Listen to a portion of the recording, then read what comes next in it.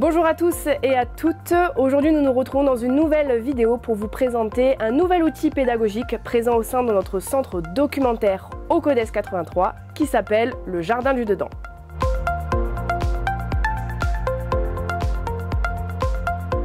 Le Jardin du Dedans est un kit pédagogique qui a été créé par Psycom ayant pour but d'aborder la santé mentale avec des enfants. Cet outil a été élaboré à partir de données bibliographiques, d'outils et de programmes qui étaient déjà existants en France et à l'international.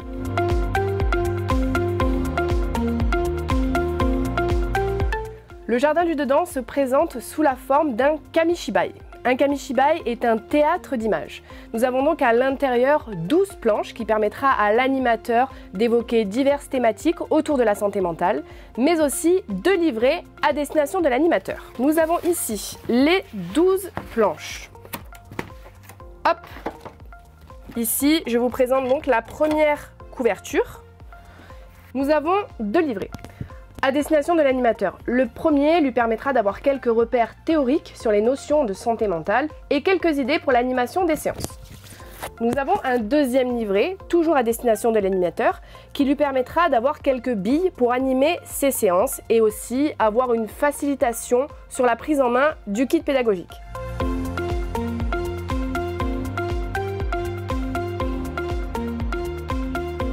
Nous allons donc vous présenter les 4 grands thèmes autour de ce kamishibai.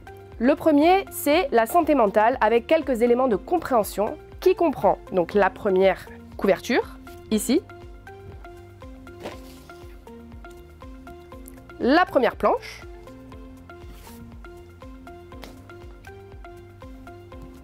voici la deuxième et la troisième.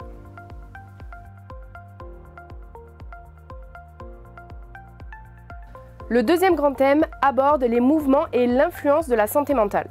Nous allons donc avoir cette planche ici,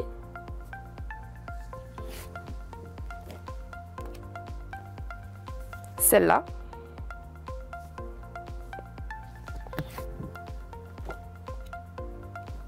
celle-ci,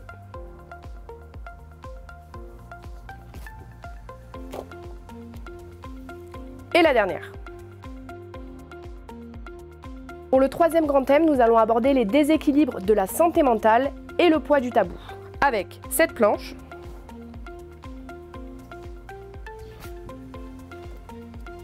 et celle-là. Pour rappel, derrière les planches, vous avez un repère visuel qui permet à l'animateur d'avoir un repère sur l'ensemble des planches du kamishibai et de ne pas s'y perdre pour pouvoir présenter sa séance. Vous avez ici le numéro des planches avec toutes les planches précédentes et celles qui restent, ce qui permet à l'animateur de ne pas s'y perdre. Concernant notre dernier grand thème, il est de celui de aller mieux, se soigner et s'entraider, qui comprend cette planche,